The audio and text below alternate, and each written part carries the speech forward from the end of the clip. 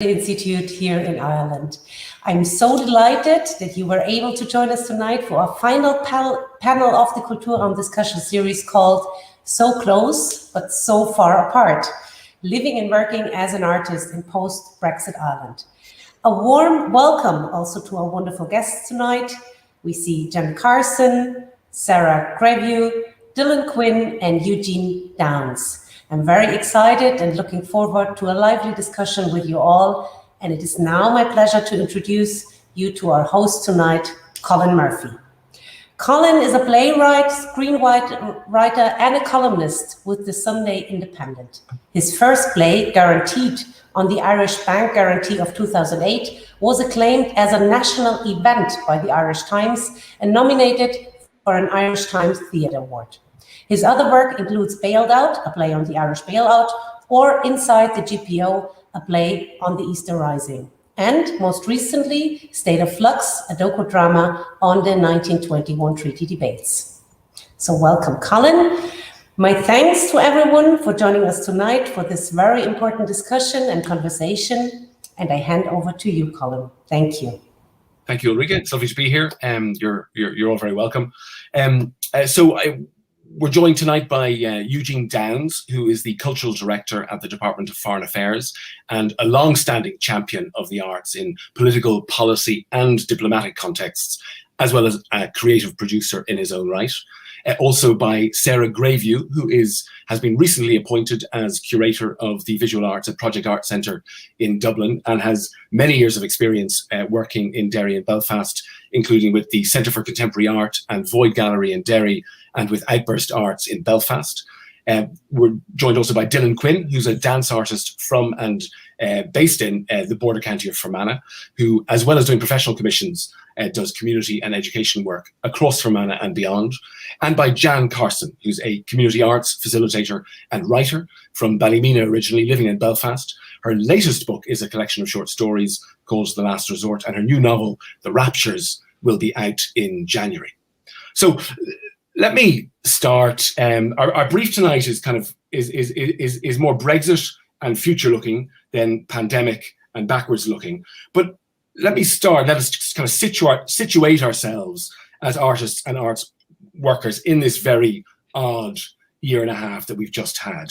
And it's so difficult to extricate the dislocation that may have been Brexit related from the dislocation of the pandemic. But at the start of the pandemic, there was, I think, this general sense that maybe the arts will save us. There was this kind of unspoken call for artists to rally around the flag and to find some way of making your art and getting it out there online and cheering everybody up somehow. So I'd like to ask each of you, and I'll start with the artist. I'll come to you, Jan, first, but I'm going to come to everybody.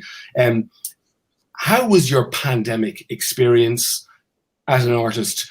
Did you feel that imperative at the beginning? Did you deliver on it? How did it evolve since then? Jan. Thanks, Colin. I think it's quite a complex question because there's a big issue at the heart of it. You know, what is art for? And I really believe I don't have any kind of any bent to my work except to tell stories. And yet there is a thing in us that when things like the pandemic happened, it rises up in you and you want to get involved and do something to help as well. And I guess for me, I spent the pandemic entirely by myself. And part of that was wonderful because I'd been traveling so much beforehand. I managed to write 3 novels in the last 18 months just because I had space and silence to concentrate. 2 of them were terrible, but 1 seems to have hit the mark. But I also did a lot of community engagement through a postcard stories series where I sent postcard stories with little illustrations by kids to senior citizens who were stuck in and isolated by themselves. And that was a kind of not just a way for me to feel like perhaps I was making a little bit of a difference for good. It was also a form of connection for me. Because the biggest thing that I missed as an artist during lockdown was community. I'm used to constantly being at book festivals and readings and having people around me to inspire me. So it wasn't just an entirely benevolent kind of thing that pushed me to do that. I also was hungry for connection with other human beings as well. Dylan, there's a big difference, I think, between writers and performers, because writers can write in a kind of vacuum and not even necessarily meet their ultimate audience. Live performers rely on the audience. How was your experience? Remarkably good, actually. In a strange way, we managed to move everything really online, and we continued to deliver community classes really via Zoom from a little studio here that we have, and we had adult classes, we had young people's classes. I mean, you know, the experience was very different for people, but I think it was important to try and get that community sense going, and we really appreciated that sense of trying to provide people with an outlet. And I remember distinctly meeting somebody in the local butchers, and they said to me that they were panicking just if they couldn't get the Zoom to work just before classes, they started to panic because that was the connection that they were having. That was the connection they were having with the community, and it became that was a real moment where I went, this is really making a difference in people's lives. This is really having an impact, that we're still managing to continue to do that. And we were fortunate to be able to do that at very low cost for people to participate. And then we ran a couple of festivals. We ran a professional festival where we had commissioned 6 artists, or 6 separate group of artists, to create work, and then a youth festival as well. And we worked with local schools to present work by young people. So it kind of enabled us, and we were very fortunate we had the facility to do that, but it enabled us to think a little bit differently about how we could engage with our local community. And then I work with a dance artist in Germany on a regular basis, and we kind of shifted to doing dance performance work that was live to making short film stuff based online and recorded through Zoom. So in that way, that was an interesting. I say that carefully because I think it was a very devastating period of time for a lot of people, but we managed to be able to navigate it well. And I think actually the biggest challenge for us is going to be the next stage out of this, and how we manage all of this, but also hidden underneath that. And, you know, it's interesting that you start off this going, artists are called to kind of rally around the flag. Well, one of the big issues in Northern Ireland is we can't really figure out which flag to rally around.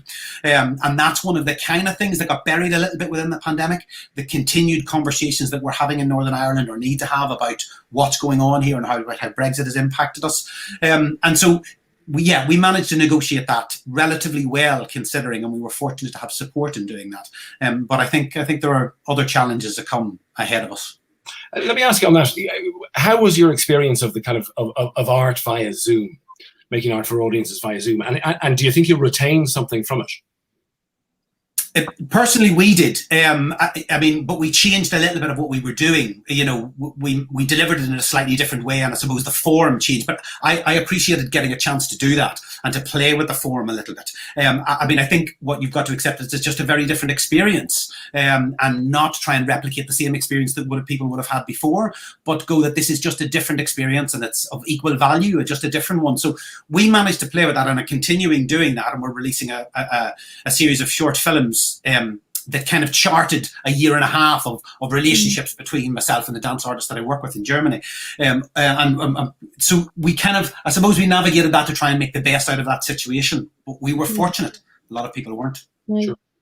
Jan, I'll come to you, and then I'll come back to Eugene and Sarah. Yeah, I think some stuff I really want to retain from learning during the pandemic. So, for example, most of my community arts practice is with older people, and we find that once they conquered the kind of technology, the Zoom format is actually really accessible, because a lot of my folks have access issues where it's massively inconvenient for them to get public transport to a community workshop, but they could join from the comfort of their own home.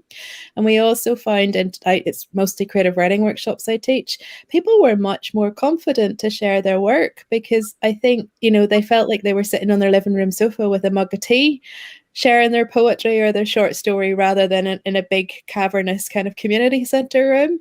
So I think that was wonderful, and we need to learn how to hold on to that accessibility. And the other big thing for me, I did 300 readings online during the pandemic, so almost one a day for the whole time. And a lot of countries that couldn't afford to fly me over to Japan or China or New Zealand, they were willing to pay a small fee to have you be part of a festival online. So it actually opened up things for me. I have, in the course of the pandemic, I've picked up 11 translations of my last novel. And part of that, not all of it, but part of it was by being able to have a presence in places, you know, where Arabic is spoken and read, which I would never usually be able to do that. So I'm grateful for that. It would have been lovely to go to Japan for real, but it was also really nice to do events there online. Super. Sarah, let me come to you. So, if you will, a little of your personal experience and how it shaped your work.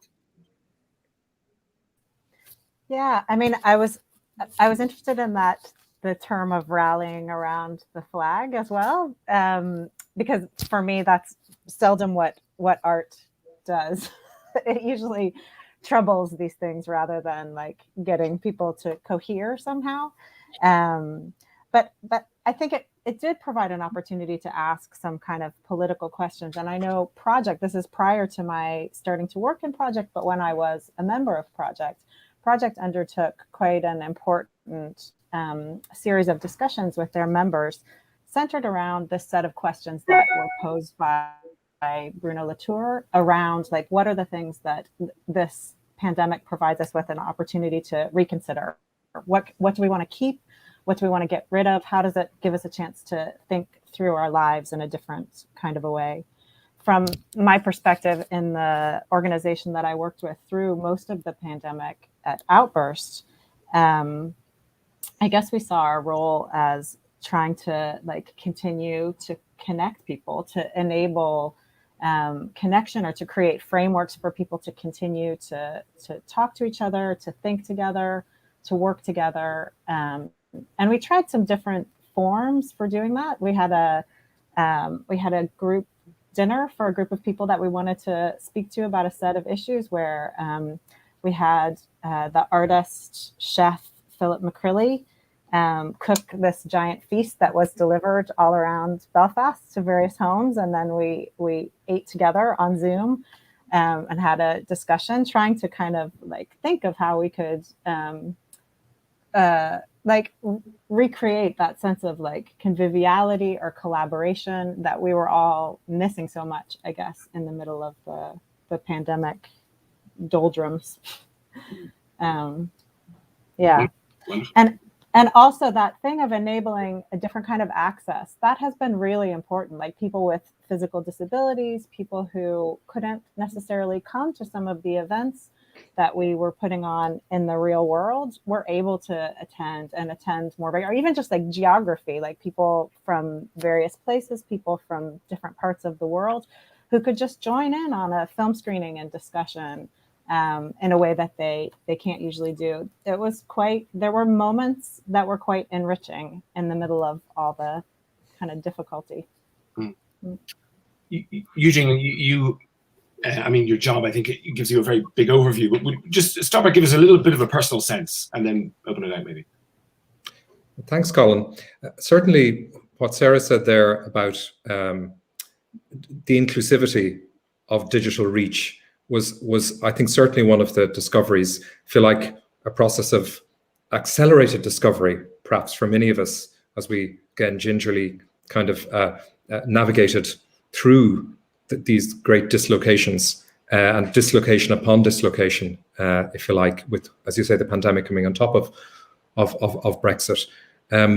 One of the things we certainly found, taking, for example, a kind of traditional hub or high point of the diplomatic year, we've nearly 100 embassies and consulates, if you like, full-time missions across the world now. And St. Patrick's Day obviously is a big tentpole moment for those. And again, what I think really accelerated a big discovery was that having to do it completely virtually, this year, 21, of course, 2020, literally the pandemic hit, lockdown hit the week coming into Patrick's Day. So there wasn't enough time to go virtual. That was basically just cancelled. But for 21, with a runway to do it, we developed a kind of a virtual event that was completely open to public invitation in the respective territories and locations, and that people could also, go into the chat function and have a degree of interactivity. And that was, that the level of inclusivity of, thousands of people, say, attending a particular virtual St. Patrick's Day reception, where in the past, you could have fitted maybe a maximum of 200 people. And of course, that was based on a particular invitation list, which was based on a whole series of prior contacts and networks and perceived value. So I think the kind of democratization the inclusivity of open digital events is something that one can't go back from. Now, where the dilemma, of course, comes is how you combine that with the physical in-person conversation, the opportunity to gather together physically. And again, in terms of, again, the discoveries during the 18 months, I think we've also found, I suppose, things you can do really well or better digitally than in person. And certain forms, as I think Jan was saying too, where the form reflects the medium, and you can almost optimize for something that exists digitally as a kind of a piece of art in itself. And then next, there's perhaps a really high quality digital capturing or documentation of an artwork which exists primarily in the physical world, such as a theatre or dance performance, where you can do a really high quality multi-camera shoot, for example. And actually, that was something where often on the island of Ireland, we didn't always have high quality assets. You know, some of the most brilliant performances that were being made weren't necessarily being captured at a level that would be persuasive to major global programmers and festival directors who wouldn't have seen the work in person. So that's another big step forward in terms of really the baseline, if you like, of digital documentation.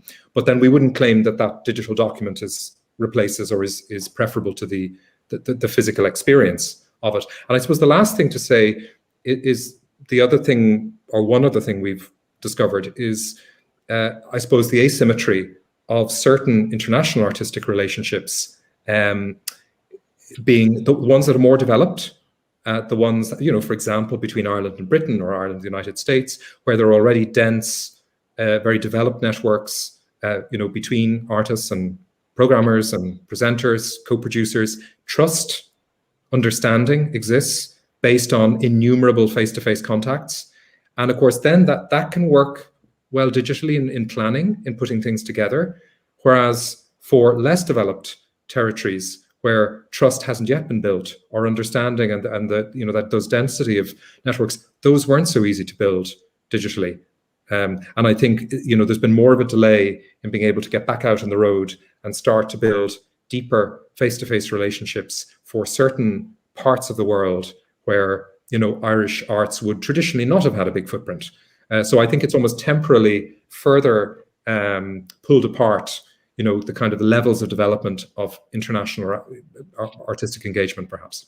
Yeah, very interesting. And one of the things they've said about the pandemic has been that it has accelerated trends that were already in train, and you know, we're living now, as we come out of it, in a world, it seems, of harder borders, even before you get to vaccination checks, and also a world where flying, I think, is being increasingly questioned. I mean, you know, we grew up in the world of budget flights, and took our liberty to fly around the world at a moment's notice very much for granted. And climate change is now putting huge questions, I think, over that. So do you think we're going to, either by choice or be forced to retain some of this ability to work internationally, to work globally, digitally, rather than in person? Sarah, let me come to you on that first.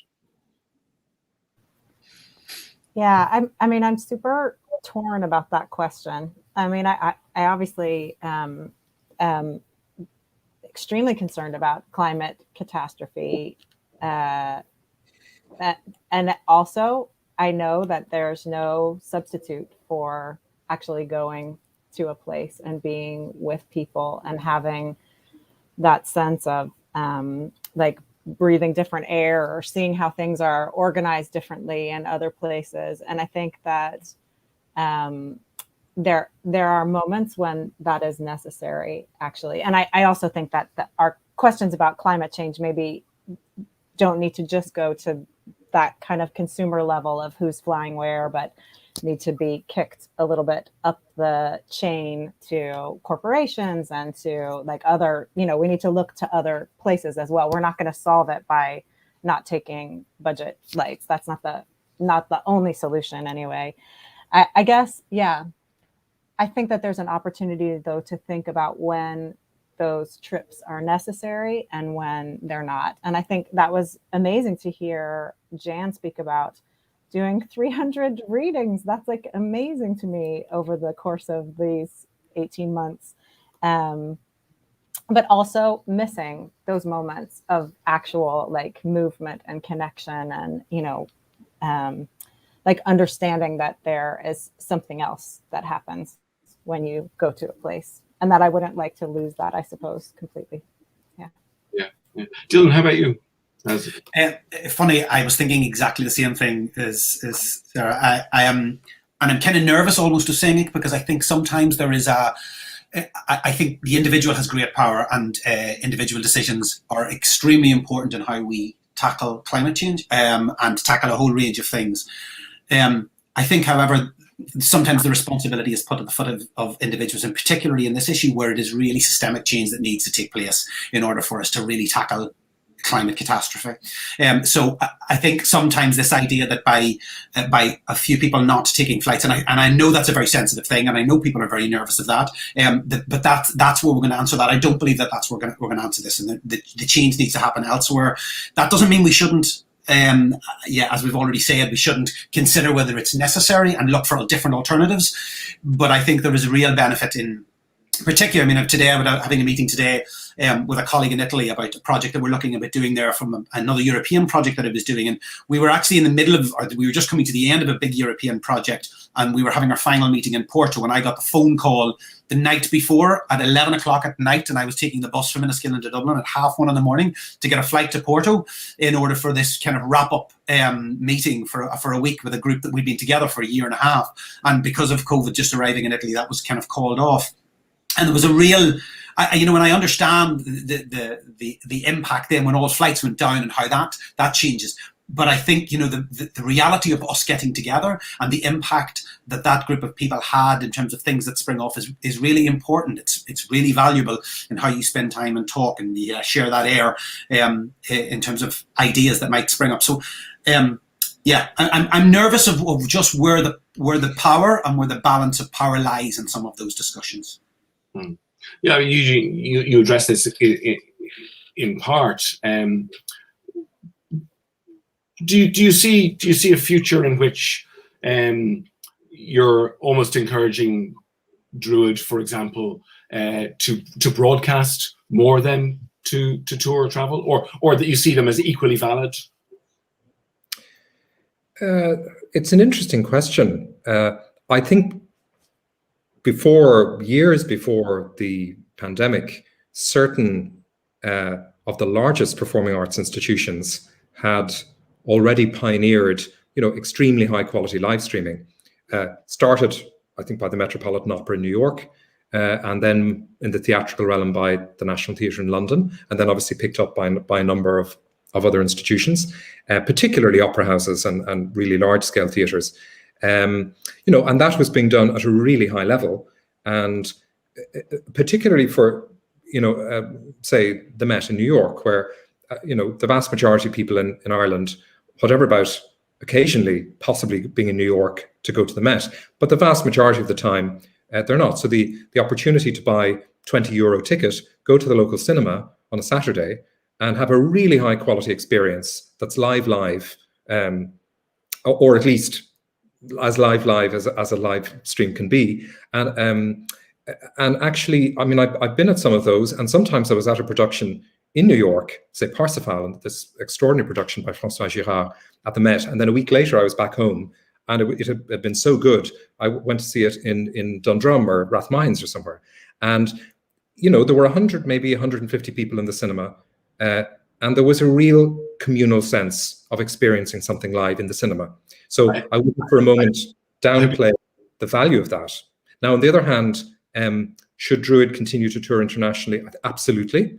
And not just larger companies. I think it would be a brave person to say to any, in this case, a performing artist, that you should not share your work directly, experientially with international audiences. However, I think the big pragmatic learning, and I know it's one that a lot of our colleagues across government, Culture Ireland and elsewhere, are really working through, is can tours be aggregated? I mean, the days of the old hit and run, where you're doing a long haul trip to do a single run of a week, and often they were being extended.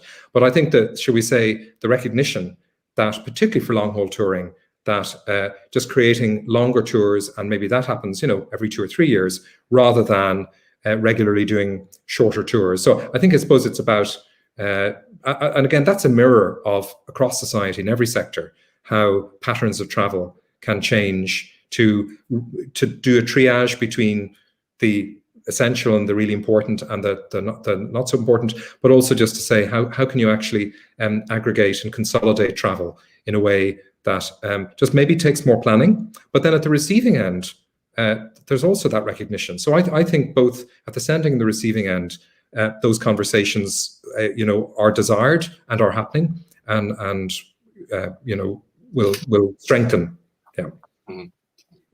Let me bring it back to this island or these islands. Can I ask you each for a one-word answer to each of the following questions? Just a very quick kind of whip around. Eugene, you could exert an opt-out if you need to. Are North and South closer or further apart than they were 5 years ago? Sarah, closer or further apart? Just quick, just to get I can't give a one-word answer to that. Okay. I can't. I'm sorry. Jan? I'm sorry, I kind of wanted to speak on the last question as well, but I got left out. Apologies. I'm moving around. Well, let me finish this one and then come back to you on the last question. I think I feel closer to Ireland, but I'm only speaking for myself as an artist. Yeah.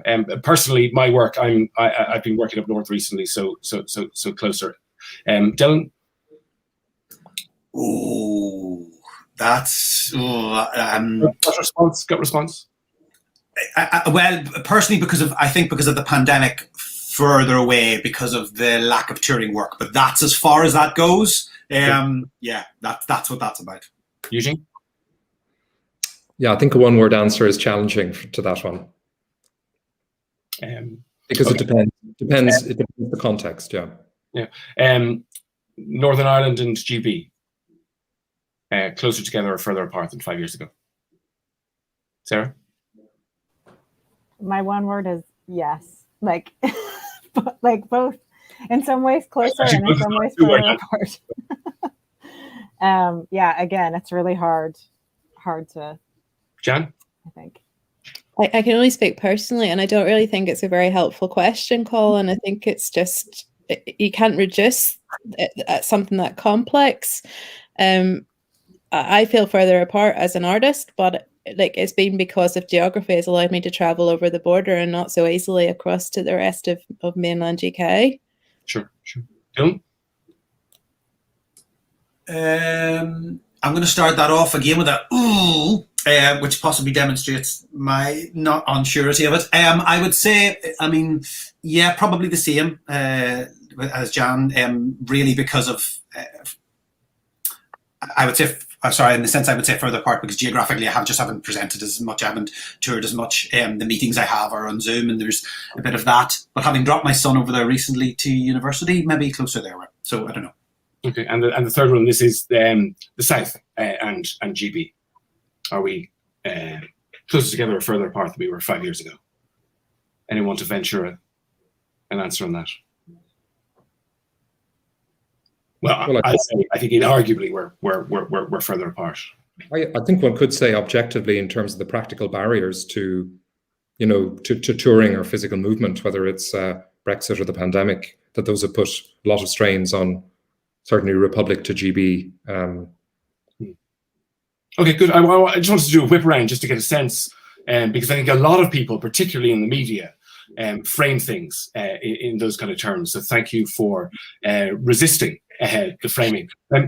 Jan, we'll pick up on the kind of border Brexit discussions again, but you wanted to come in on the previous question. Apologies. Yeah, and I think it relates to border and Brexit stuff as well. Maybe I'll seg into it. I think geographically, we in the island of Ireland are at a disadvantage when it comes to travel stuff. When I go to festivals in Europe, a lot of people have been able to use trains and alternative methods of transport to move around. And we are stuck over here in a space where really for me to get anywhere, it requires a plane to get there at any speed. And we also are so small that we do not have an arts infrastructure that is big enough to, I couldn't be sustained just on the Irish festival circuit. Whereas if I lived in mainland Europe, I could easily be sustained as an artist on the festival circuit in that body of land. So I think we're actually uniquely problematic. There's not many places in the world that are as kind of distanced and as small.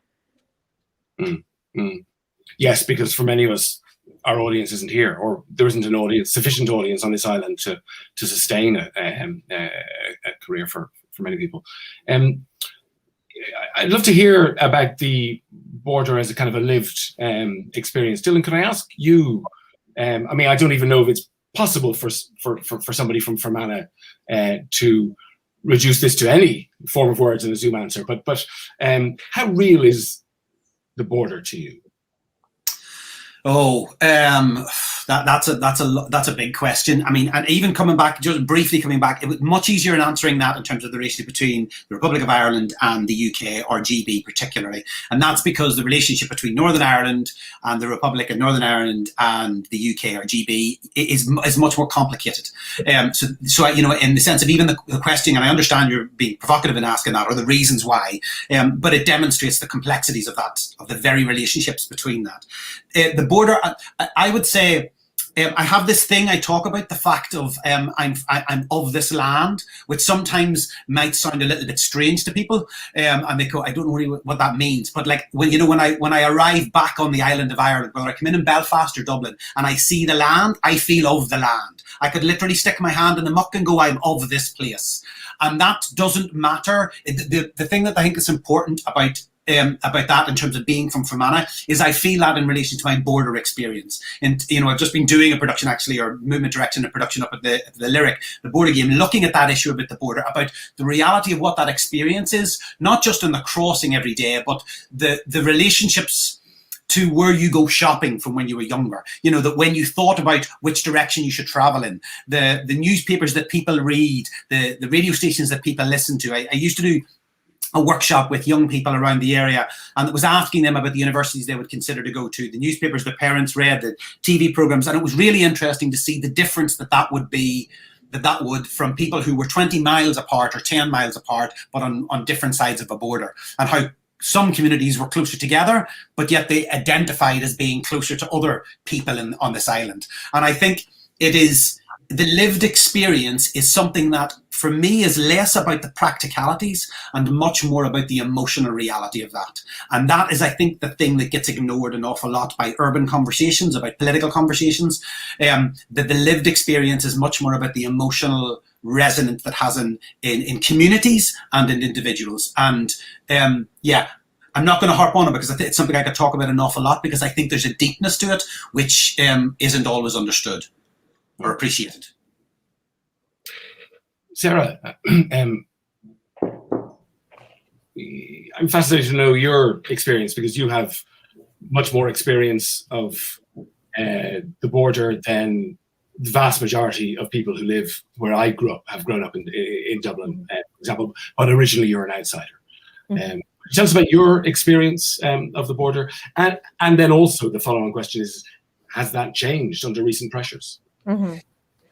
I mean, I guess, I'm crossing the border a couple times a week because I'm maintaining a bit of a base in Derry as well as working in Dublin. So I'm in Dublin for most of the week, but I return to Derry most weekends.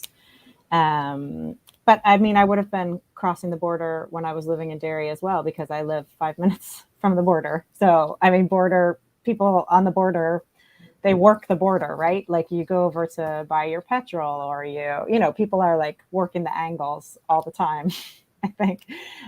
So crossing the border as such is like not, it feels very normal to me in some way. But I think what is interesting about this experience of like living in both places, somehow living on both sides of the border at once, is just that it has become even more clear to me how those kind of within the visual arts, within my fields, the corridors between the two spaces are really like not that well developed. And maybe people in Derry are not always looking to what's happening in Dublin, in the Dublin art scene, when they're thinking about how to like place their own practice. Maybe they're looking to London or looking elsewhere. And I think that's super interesting. And I think Project obviously has an interest in considering these kind of questions as an institution. I mean, you could say that my appointment, somebody who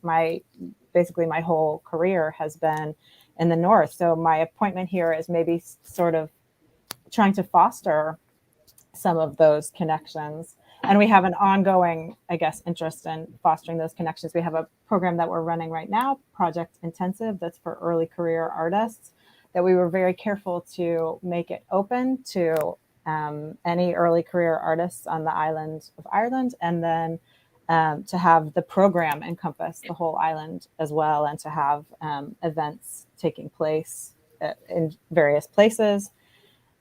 Because part of our role is brokering relationships and creating networks. It's not just about necessarily like platforming artists from here or there, but it's about like trying to make those corridors feel more established or more well-traveled somehow. Yeah, it is fascinating. I think in maybe across the arts, those corridors are surprisingly underdeveloped. Eugene, I'll come back to you on that maybe in a moment. But Jan, in Belfast, how real is the border for you?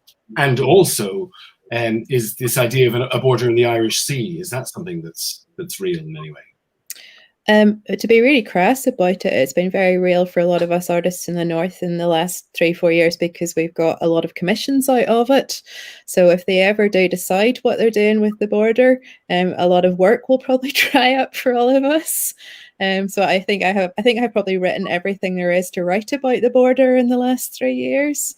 And it has been a really wonderful opportunity to kind of think about what the border means to me. And I do think there has been something gorgeous about living in Northern Ireland for the last 20 odd years since the peace agreement, in that there's been a kind of liminality about it, where a space for lots of people to be lots of different identities at once. And, you know, I'm quite proud to be from a unionist background, but an Irish writer who feels very much part of both Ireland and the UK, and to straddle all of those identities.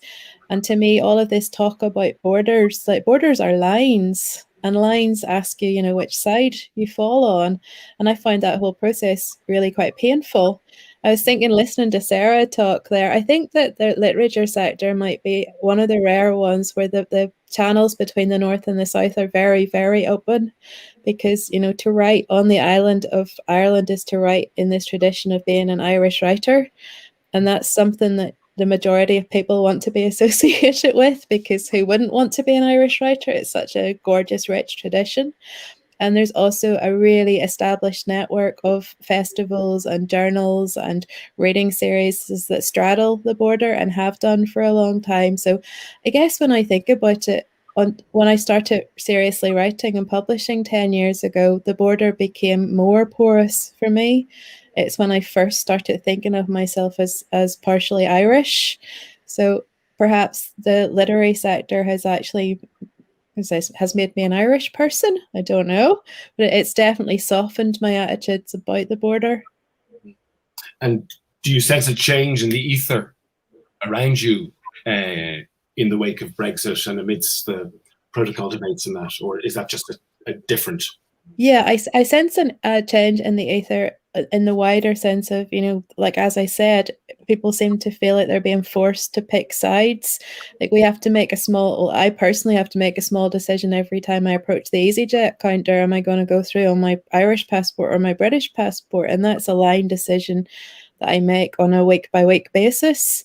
But on a more positive sense, I think what I've found in my literary community in Ireland is a real eagerness to keep those passages open, you know, to make sure that collaborations are between writers in the North and South, that they're inclusive, that they're listening to all of the voices, because we know how important it was. I've just come from Westport yesterday, and the conversations with writers down in Westport, and they're eager to know what's going on up here and what they should get involved in and care about. And I love that. And I think there should be more of that. So I'm not saying everything's perfect in the literary sector, but it is quite heartening sometimes to feel that openness. Great. Eugene, tell us a little bit. I mean, you're, I assume, navigating the border in a very real sense. Are you, in terms of the work that you're helping to promoting that. Tell us about your experience, and has it changed? Is it changing? Is there further change ahead? Yeah. Well, I think I suppose the whole process of Brexit, in a way, I suppose it's a process that's still unfolding as we're all watching from day to day. Took a set of relationships at the risk of gross oversimplification. One could think about, and again, none of these things are like monopoles, but Irish identity, British identity, European identity. Maybe one could think in a slightly triangular way about that. But again, with a huge amount of richness along a spectrum, and not in any linear way. But then Brexit forced this massive sense of either or and separation on that, and fractured the ability, if you like, to close that loop or to keep the loophole. So, what we're doing in our part of foreign affairs in terms of cultural diplomacy and the cultural dimension of all of those relationships is just, I suppose, moving through that. Some cases trying to think far ahead, but in some cases just trying to edge our way forward. Not least, of course, because of COVID, because the practical conditions clearly of planning things, including around these relationships, means that great phrase of Chancellor Merkel's, driving by sight, and just edging forward through the fog, if you like, I suppose is a way that we've been working. But if you look at the Irish Europeans, so just for a moment, for example, to take the implications for Irish citizens of reimagining the nature of their European citizenship. And there's no doubt, of course, Brexit has, I think, completely flushed out, in a way, a lot of things that were subterranean, where perhaps a lot of Irish citizens, we've had obviously quite a bumpy road with European referenda down the decades. But, by and large, most Irish people tended to say in Eurobarometer polls that, they were probably happier or more positive towards EU membership than most member states. But I think what the last few years has done is, I suppose, we've all seen working out in full plain view just how important it is to be part of the European Union, and the consequences of that in terms of these huge issues of politics and law and economics and geopolitics, whether on the island, between the islands, or across the continent. And as European citizens, I think it's interesting to see perhaps how creative practitioners and artists, for example, to be part of European creative dialogue about the future of Europe. One enabling condition for that is to be, of course, a participant, if you like, in the political and social currents on the continent. And I think the degree to which Irish citizens have more consciously, thoughtfully perhaps, become European citizens, but European cultural citizens as well. And the knowledge of, say, domestic German politics, domestic French politics, to actually understand the complexity of European society, where there are points of resonance, where there are points of difference, is a massively empowering thing for Irish citizens, cultural citizens or otherwise, to have those creative conversations and engagement with other European creative and cultural citizens. I mean, the degree of coverage of, since we're in Goethe-Institut this evening, the degree of coverage of the recent German federal election was, I think, really striking across Irish broadcast and Irish print media. And a lot more Irish people know a lot more about some of the nuances of German coalition politics than they did. And so I think that's an incredibly rich process of just perhaps gradual but real deepening of understanding and engagement as European citizens. And I think the artistic and cultural outworkings of that, and the mutual recognition. I mean, Jan's novel, The Firestarters, winning the EU Prize for Literature 2 years ago, for example, that there's a real hunger and desire for our fellow nearly 500 million European citizens to come to understand contemporary Ireland and Irish arts and Irish culture through those dialogues as well. So I think it's a mutual process. Has Brexit, Eugene, changed how you are planning work for Great Britain or thinking about work there? Not in the logistical sense, but in terms of the cultural strategy. Well, I think, as I say, leaving logistics aside, because obviously all of partners across the art sector, including projects you're working on, Colin, are deeply engaged in solving all of the logistical hurdles in terms of touring and moving sets around and so on, and the different customs borders that are now in place between Ireland and Great Britain. But in terms of the larger conceptual frame, look, I think our leading politicians have all said it, that clearly the bilateral relationship between Ireland and Britain is the most troubled, most complicated it's been for many years. So the challenge to work through that across the broader cultural, social, intellectual frame has never been more important. And having being able to discuss the most difficult issues and dilemmas, some of which perhaps are very political and some of which are not political, or perhaps in a small p, and do that in an honest way and in a way that helps to build or extend trust and goodwill and understanding and all of those things. That's never been more in need. So I think the imperative of strengthening and enriching the East-West cultural engagement is unarguable, perhaps. And then at the more micro level, as individual artists, the kind of collaborations that I guess we've all had. Jan, you spoke about this in particular. Collaborations that we might not have thought of before as being cross-border collaborations, or collaborations with the UK that may have just arisen very organically. Are we going to have to work harder for them? Do you think, Jan? You raised this earlier. Yeah, I mean, there's two levels, Colin. I think we're going to have to work harder in the kind of logistic, practical sense. So things like getting paid for work in Europe has become an absolute flipping nightmare. My poor accountant's pulling his hair out trying to declare me temporary tax resident in different countries in Europe and all sorts of things. And it makes it all so much more complicated. And then there is the fear that if it is complicated to use an artist from Northern Ireland or the UK in general, that they just won't bother. So I think there's that logistical thing. But the other side of the goodwill and the kind of emotional connection behind it, I don't think it's difficult. I think people are fascinated by what's going on here. I mean, there's a lot of politics and history happening very quickly in this part of the world. And from an artistic perspective, a lot of our artists are engaging with those themes and questions and issues. And people want to know about it. They're fascinated by it. So, I feel like there is a certain level of goodwill there. But if it's so difficult to get to a place or to collaborate with an artist in another place, people will just give up and go with someone who's a bit easier. So I guess that's where, institutes like the Goethe-Institut, I think, can really help of brokering those connections and trying to make it a little bit easier for us. Dylan?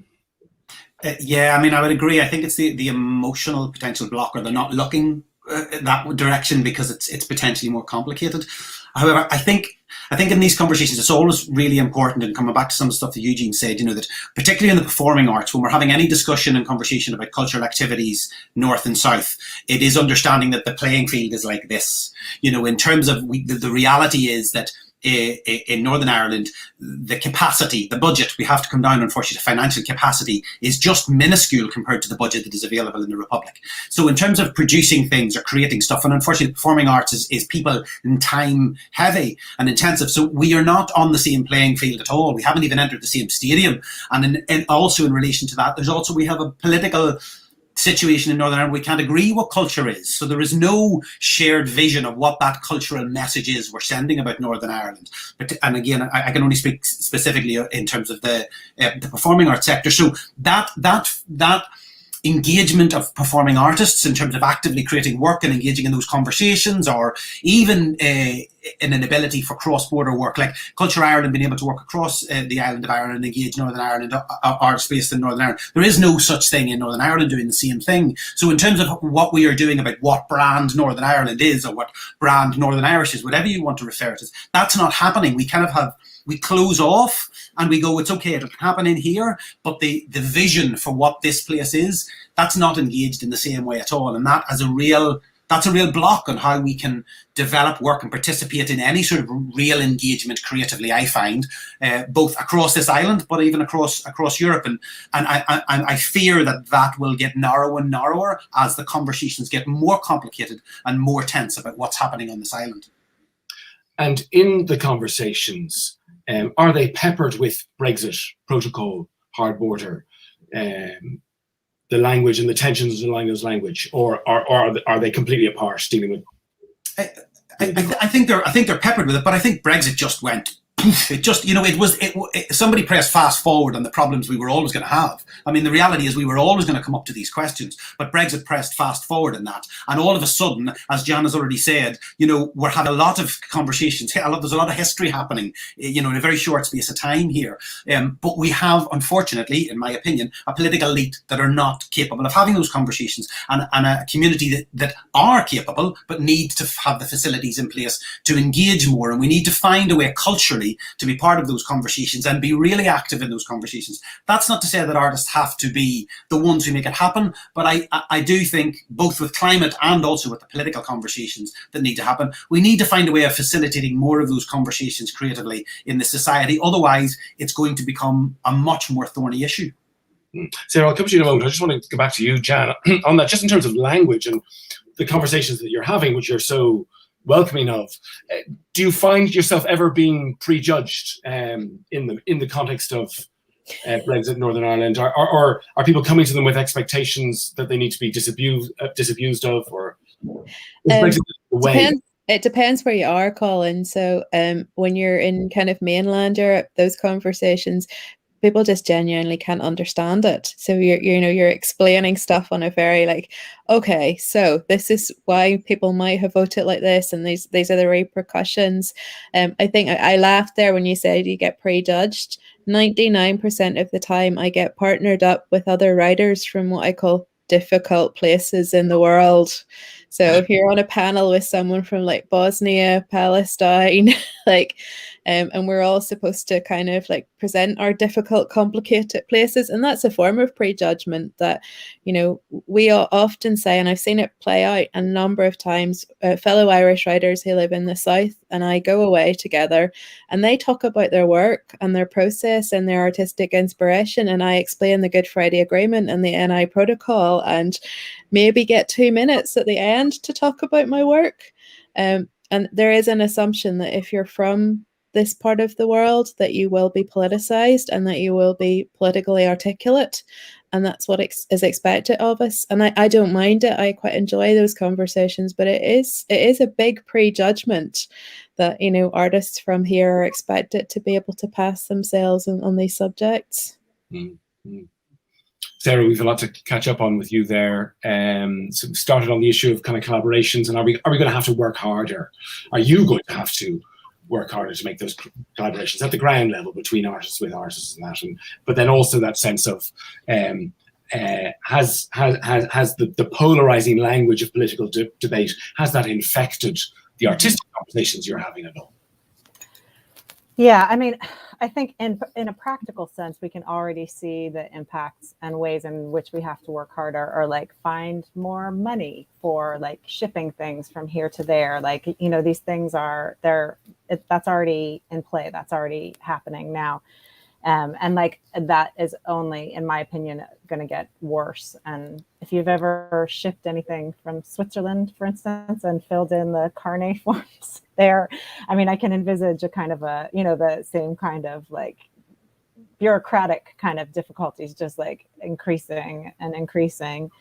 I mean, I guess not to maybe do that thing of lumping people together, but just there's a point as well about how what's happening here, what's happening in terms of Brexit, is not isolated within Europe even. It's not, I mean, some of those same kinds of questions that are happening elsewhere, not just like in terms of like the poll-exit kind of question, but I mean, I was thinking about the, I don't know if anybody read the Judith Butler article that was in The Observer at the weekend, where she's speaking particularly about gender and about this kind of gender skepticism, but that she talks about a kind of a rise of fascism and how, or like rise of the right, and how like the gains of progressive politics are cast in the role of like destabilization. And somehow some of the same kinds of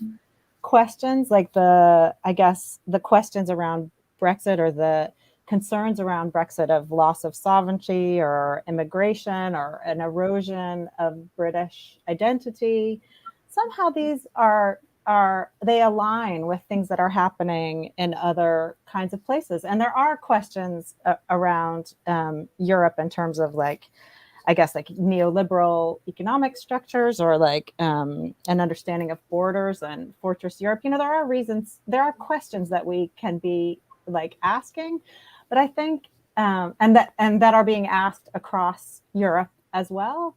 But I guess maybe it helps to not feel so isolated if we see ourselves as part of like, there's like a set of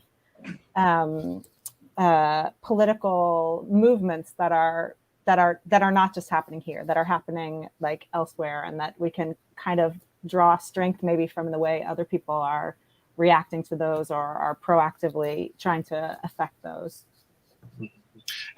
Sarah, you used a phrase I liked earlier. You talked about the corridors, and in a kind of literal, quite physical sense. And I know I did some work in Derry in the last couple of years, and literally the corridor from Dublin to Derry is dreadful. The X3 and the X4 bus. I'm on them a couple times a week. So the corridors is a very is a phrase that is not at all politically loaded to talk about something that can be seen as politically loaded, which is the idea of all Ireland or shared island mechanisms, infrastructure, whether it's physical or whether it's institutional or whatever.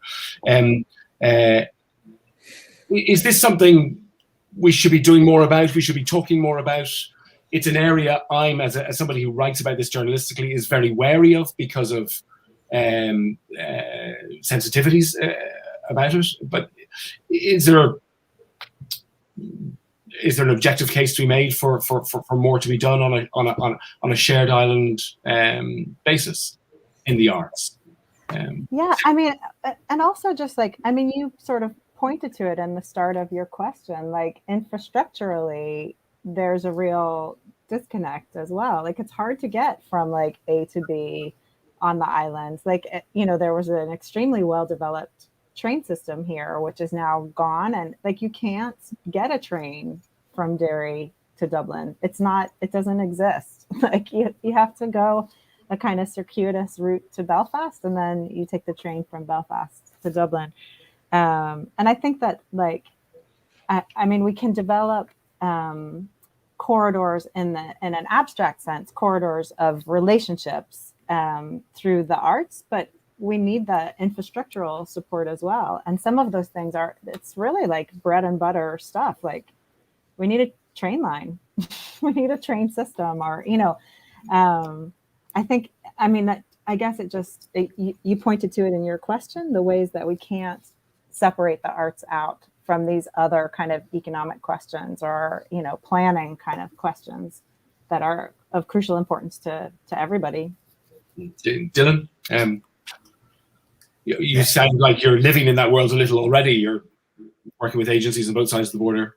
Yeah, I mean, I think, you know, I think all of you can get a train line at some point, you know, within a car journey between Dublin or Belfast, depending on where you live. We have nothing like that at all. We just don't have that infrastructure in rural rural northwest at all. That's all gone, and you know, it's their simple map which you'll have seen going around social media, which looks at broadband, motorway links, and train links. You know, and we just don't have that here. So in terms of addressing any of those inadequacies that existed, partly because of the border, that's had one of those impacts.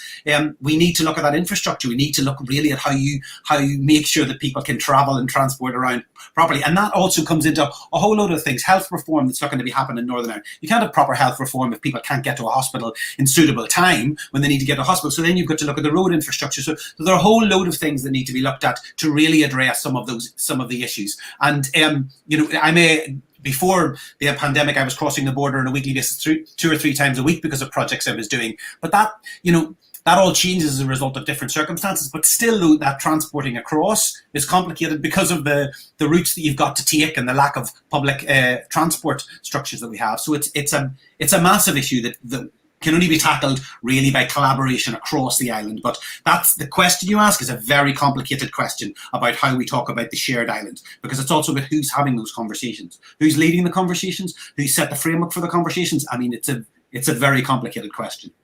And in terms of funding for your work as well, is it also a pertinent one? Yes, it is, partly because the funding pots are so small in the north compared to in the south. You know, there are some opportunities to do, you know, opportunities that you can access from the south that will enable work to happen in the north. But it's just a very different playing field. It's a totally different playing field, and it's also about the mentality of the value of the arts activity. You know, cultural activity in the north is more complicated. So in terms of how the councils, the local district councils, engage in the practice of art making, and whether it's about community participation, and I have a great value in community participation. It's 70 to 80% of the work I do, and I would never not do it. But the reality is a lot of it is done because it's about generating income, because we don't have the structures in place to support the practice of art making. And I think that's partly because we don't understand the value of art making in the same way, because we can't coalesce around what this idea of culture is. So it's a massive issue.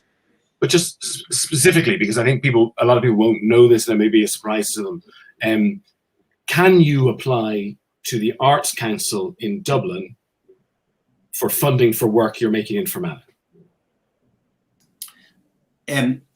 Yes, you can apply for certain amount, depending on where the activity and the majority of the activity is happening.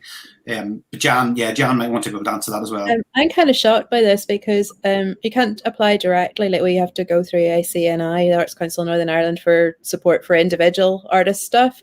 But I was sitting here in my head going through every single literary organisation that I can think of in Ireland has an all-Ireland approach.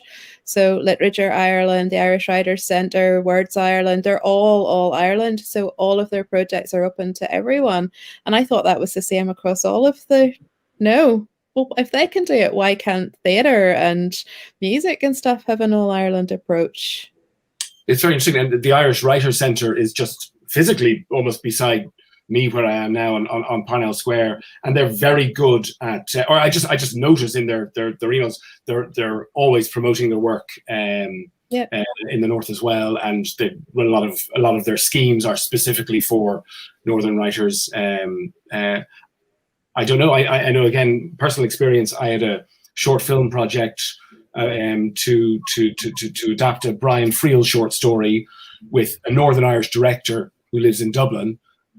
We couldn't apply to Screen Northern Ireland because we're both Dublin based, and that's opened up that area that seemed to me anomalous. The rules in Northern Ireland are much tighter than the rules in the Republic. So, you know, we can apply to the Arts Council of Ireland for activities as long as the majority of the activity is happening in the Republic, but we can be a northern-based organisation to apply.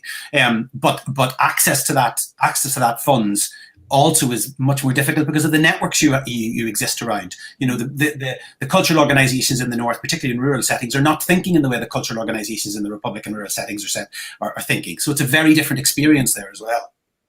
Well, fortunately, we have somebody here who helps maybe not decide how these things happen, but at least influence them. Eugene, on that issue of infrastructure, administrative, institutional. I think there's a lot of work to do on that, as Jan and Dylan have been saying. In particular, there's a lot of asymmetry between different art forms, and some art forms, and as Jan said, particularly the Literary and Poetry Ireland, equally on a kind of a 32 county basis, shows, I suppose, how a kind of an all-island approach can work. And then in other, for example, the performing arts, Theatre Forum and Theatre Northern Ireland have worked, or Theatre Dance Northern Ireland, I think now, are two separate bodies, but have worked very closely for more than a decade in terms of doing this, an integrated annual conference and working together in other ways. So there's kind of midstream examples, and then there's other examples where perhaps there's organisations like Screen Ireland and Screen Northern Ireland, which in some respects are in competition for the same international projects in terms of inward investment. So I certainly, I think different parts of the arts and cultural sector can look at practices in other art forms and draw conclusions, and equally the practitioners themselves and the citizens and the voters working with the different governments and political parties. There's a huge amount to talk through and look at. Now, obviously, the more calm the political situation, the more, so we say, oxygen and space there is to look at that in a depoliticized way without reading in, possible political read acrosses where none are intended. So I think clearly the overall political environment can facilitate it or can make it more challenging. Yeah, and in a world where that temperature has fallen a little, that's hopefully in the next couple of years, is this an area we can talk about? Do you think more freely, without having to worry about sensitivities, or if we're trying to talk about all Ireland or all island bodies, are there just always going to be sensitivities there that we're going to have to be careful about reasonably? Anybody want to jump in on that? I think we can have the conversations, but again, it depends on who's leading the conversations and how the conversations have been had. I think part of our problem is that the conversations, the lead conversations, or the lead voices that are talking about all Ireland, shared island, or the dominant voices, end up becoming political voices, which are a kind of a win or lose game, and not a conversation about what this is. And I think that's part of the problem, is that in communities, and that's where I think, coming back to the very beginning, that's where I think artists can be really key in this, because we can enable conversations to happen, I feel, in non-threatening and inclusive ways that can engage creativity in some of the solutions and some of the complicators, but also understanding that actually life is quite grey. Life is a lot of in between, and maybe we've got to be comfortable with that, those multiplicity of identities and multiplicity of, or that confusion of identities. But if they sit in the political sphere, they're based on a binary choice, and I don't think that's really how society should operate. So I think we can have those conversations, but we've got to look at who's leading the conversations, who's been the framework for them. Sarah, would you like to chip in on that? Oh, you're on mute. Bring me into the question again. The politics of having this conversation about infrastructure, physical or institutional, across the island. In your, I think inescapably those conversations are sensitive at the moment. Do you see the prospect where they might not be? I mean, I think Eugene maybe mentioned something about like small p politics as opposed to big P politics. And I think that a lot of these questions find their kind of home in the small p. And I think creating forums or creating situations where people can discuss things at that level. I mean, I guess I'm thinking about our own program and project where we're trying to think of the gallery as a civic space and a space of connection and conversation. And I think maybe one aspect of the way through this kind of morass or tangle that we're in is in those kinds of like smaller discussions and conversations that can happen between people that are maybe not so kind of freighted politically with the big P politics of the moment. Great. And we're coming to the end of our time. Jan, would you like to come in on that?